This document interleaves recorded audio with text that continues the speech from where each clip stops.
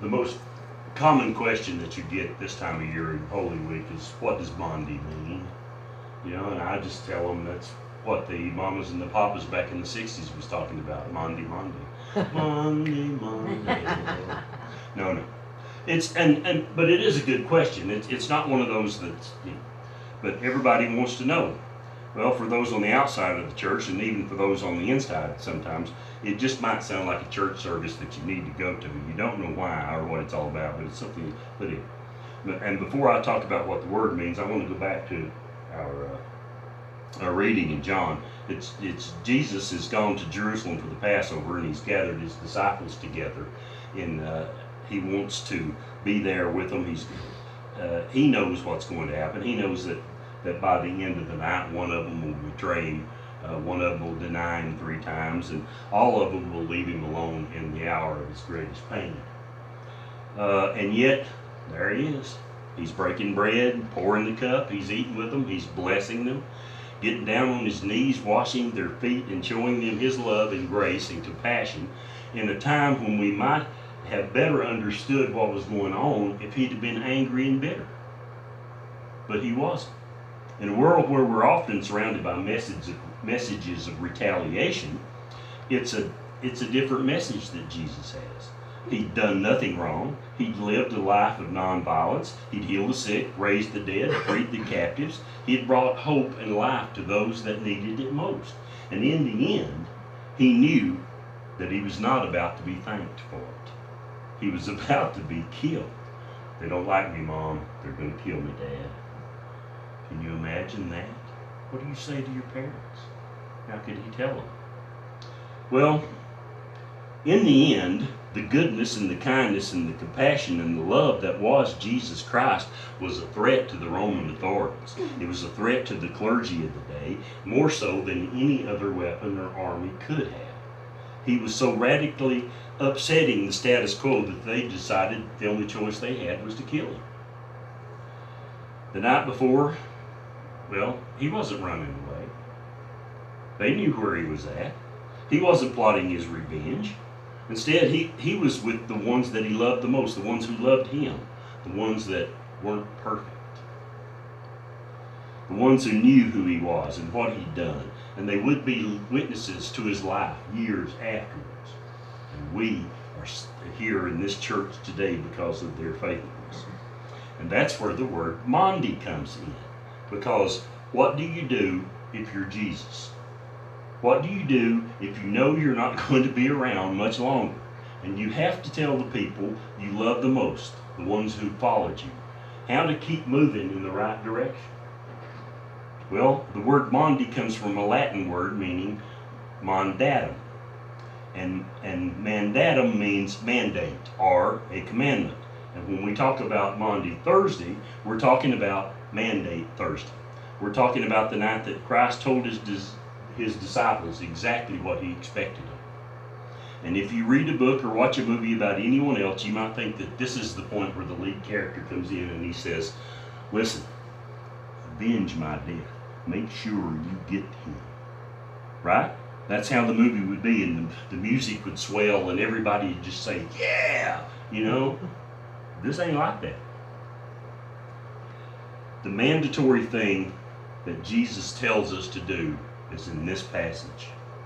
I give you a new commandment, that you love one another. Just as I have loved you, you should also love one another. By this, everyone will know that you're my disciples if you have love for one another. It probably wouldn't do well at the box office. You know, it wouldn't get great ratings from the critics.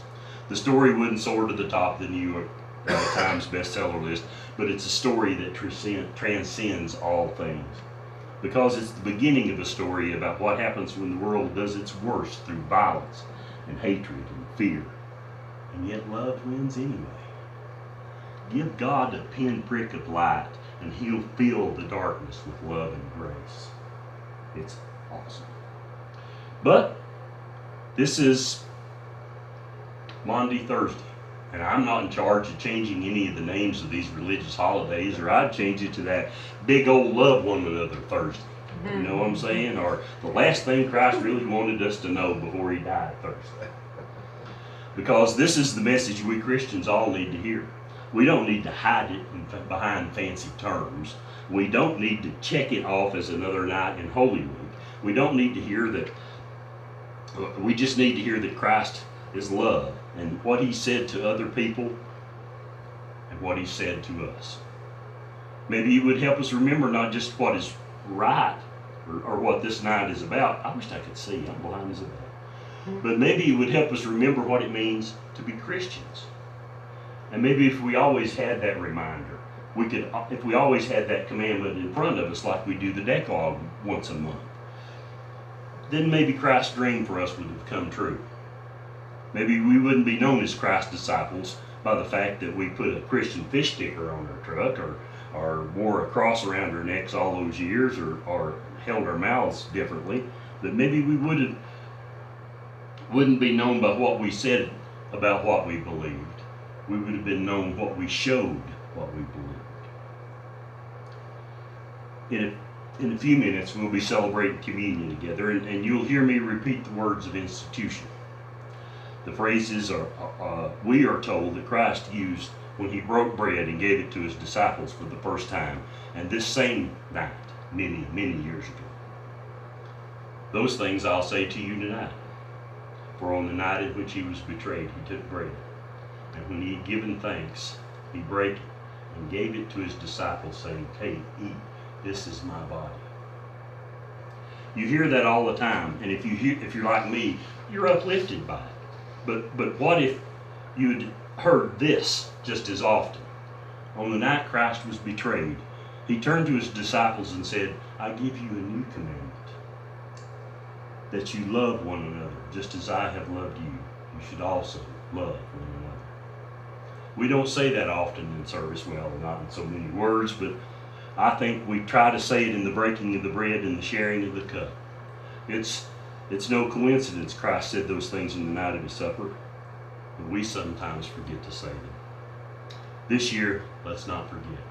Between Maunday, Thursday tonight, and the one next year, let's not forget what the mandate is. It's simple, and yet it demands our whole lives and our whole attention. But here in the church, we can give Christ nothing less than our whole life and our whole attention. Tonight we eat this bread and drink this cup.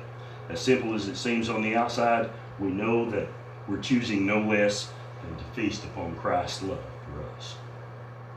If every Christian would do that, no one would ever have to ask us who we are or who we follow.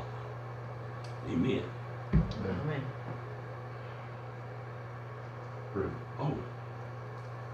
For those of you that would like to participate in the foot washing, please come forward. One at a time, your left shoe off.